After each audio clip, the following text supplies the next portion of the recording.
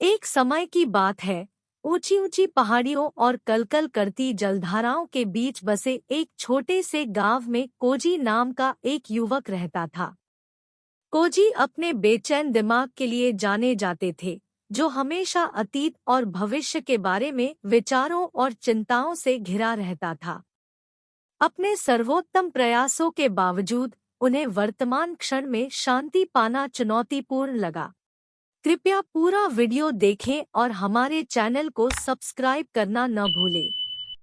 एक दिन कोजी ने गांव के बाहरी इलाके में रहने वाले बुद्धिमान बूढ़े साधु से मार्गदर्शन लेने का फैसला किया।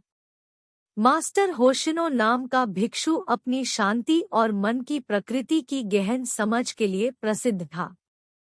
जैसे ही कोजी मठ के पास पहुंचे, उन्होंने आसपास के शांत सौंदर्य को देखा। पत्तियों की हल्की सरसराहट, झरने की दूर तक की आवाज और खिलते फूलों की मीठी खुशबू। ऐसा लग रहा था मानो प्रकृति स्वयं उस शांति का प्रमाण है जो उससे दूर थी। मठ में पहुंचने पर कोजी ने आदरपूर्वक प्रणाम किया और मास्टर होशिनो को अपनी आंतरिक अशांति के बारे में बताया। बूढ़े साधु ने ध्यान से सुना। उसकी आंखों से उसकी बुद्धि की गहराई झलक रही थी। एक विचारशील विराम के बाद मास्टर होशिनो बोले, कोजी, मैं आपके संघर्ष को समझता हूँ। मन एक अशांत नदी की तरह है और इसकी धाराओं के भीतर शांति ढूंढना चुनौतीपूर्ण हो सकता है। मैं आपके साथ एक कहानी साझा करूंगा, एक बुद्धिमान बूढ़े मछुआरे की कहानी जिसने इसी तरह की दुविधा का सामना किया था।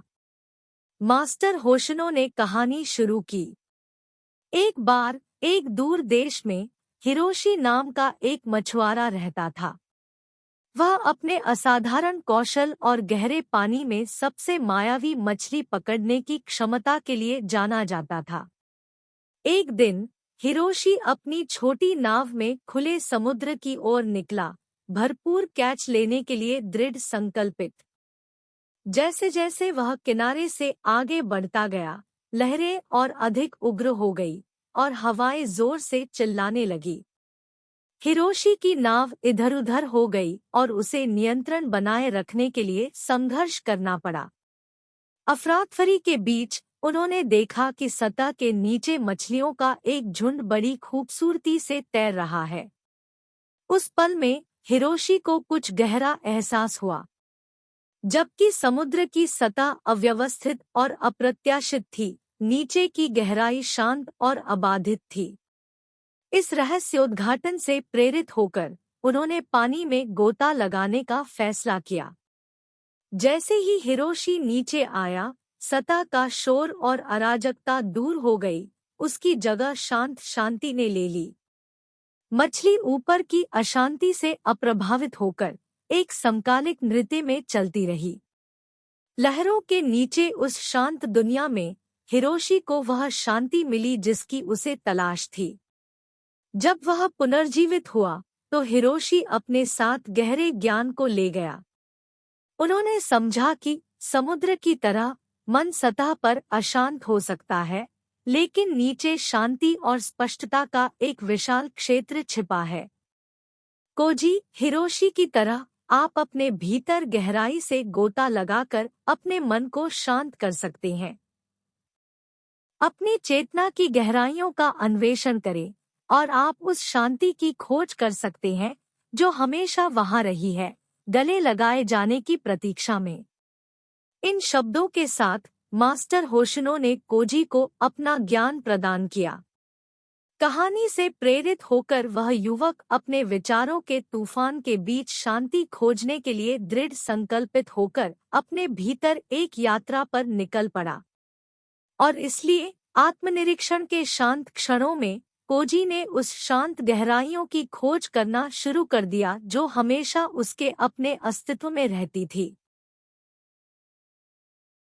एक समय की बात है, पहाड़ों के भीतर बसे एक सुदूर ज़ेन मठ में कोजी नाम का एक युवा भिक्षु रहता था। कोजी अपनी असीम ऊर्जा और निरंतर जिज्ञासा के लिए पूरे मठ में जाने जाते थे।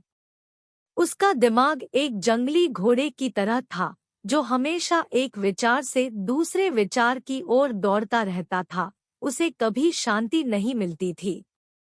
वह मन को नियंत्रित करने की प्राचीन कला सीखने के लिए उत्सुक थे। उनका मानना था कि यह उन्हें आत्मज्ञान की ओर ले जाएगी। एक दिन जब कोजी बगीचे में ध्यान कर रहे थे, उन्होंने शतरंज के खेल में तल्लीन बुजुर्ग भिक्षुओं के एक समूह को देखा। वे इतने ध्यान और शांति के साथ खेलते थे कि इसने उन्हें मोहित कर लिया। कोजी बुद्धिमान मठाधीश के पास पहुंचे, जो दूर से खेल देख रहे थे, और पूछा, मास्टर, मैं अपने बेचैन दिमाग पर कैसे नियंत्रण पा सकता हूँ जैसे ये भिक्षु अपने शतरंज के मोहरों को नियंत्रित करते हैं। मठाधीश ने मुस्कुराते हुए कहा, कोजी, शांत दिमाग का रास्ता शतरंज के खेल से अलग नहीं है। प्रत्येक चाल जानबूझकर होती है और हर मोहरे का अपना उद्देश्य होता है।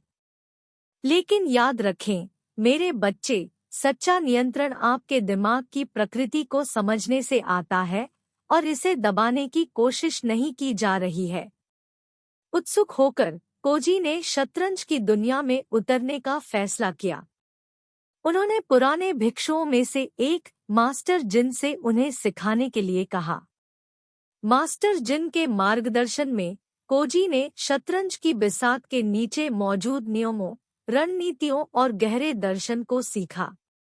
उन्होंने पाया कि शतरंज के लिए दिमाग की क्षमताओं और सीमाओं की गहन समझ की आवश्यकता होती है। जैसे जैसे कोजी ने अपने शतरंज कौशल को निखारा, उन्होंने अपने भीतर एक बदलाव देखा।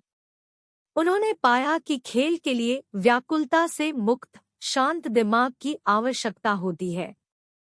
प्रत्येक चाल के लिए गहरी एकाग्रता की आवश्यकता होती है और वह अब अपने विचारों को लक्ष्यहीन रूप से भटकने नहीं दे सकता।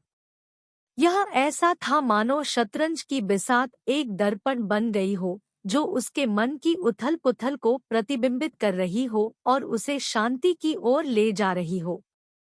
इन महीनों में कोजी के कौशल में सुधार हुआ और उनका दिमाग अधिक केंद्रित हो गया।